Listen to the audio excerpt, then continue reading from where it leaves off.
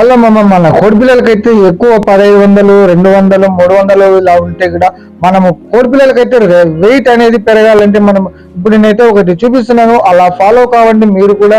ఇలా చేసుకుంటే మీకు కోడిపిల్లలు అనేది వెయిట్ అనేది కూడా పెరుగుతుంది.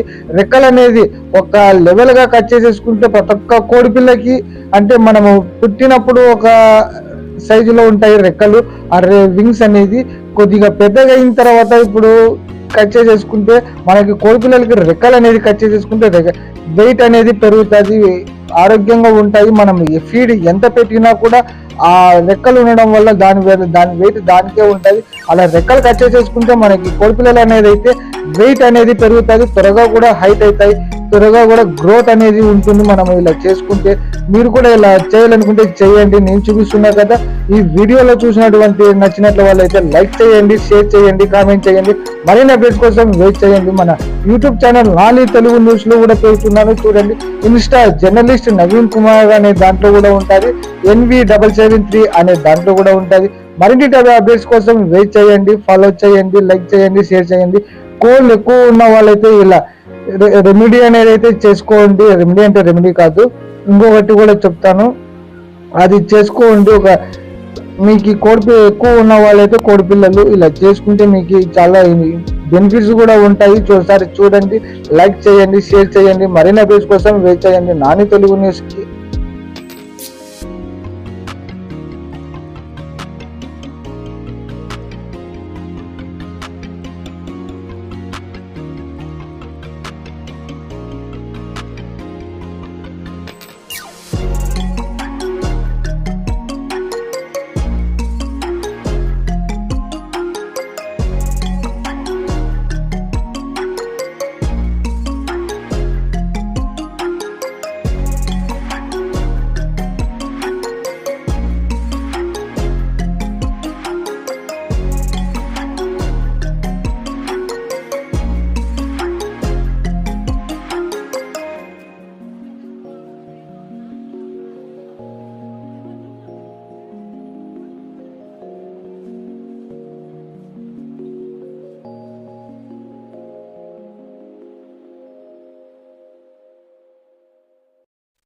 కోడి పిల్లలు ఎక్కువ ఉన్న వాళ్ళైతే చాలా మందికి తెలిసే ఉంటది, ఇలా చేస్తే బెనిఫిట్స్ చాలా ఉంటాయి అని చెప్పేసి చాలా మందికి అయితే.